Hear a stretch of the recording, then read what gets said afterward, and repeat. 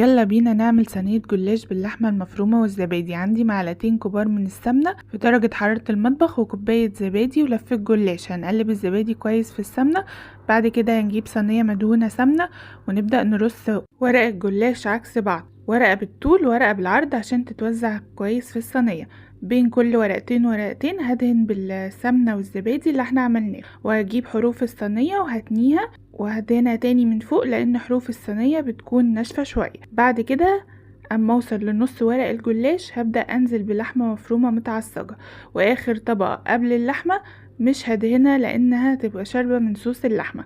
بعد كده هكمل نفس الخطوات لحد ما لفة الجلاش بتاعتي تخلص. هجيب اخر ورقة وادخلها من جوه بالشكل ده عشان شكل الصينية بتاعي يبقى حلو في التقديم. وهدهن وش الصينية وهبدأ اقطعها وهي نية. لما تستوي هنزل عليها بكوباية من الشوربة المغلية وادخلها تحت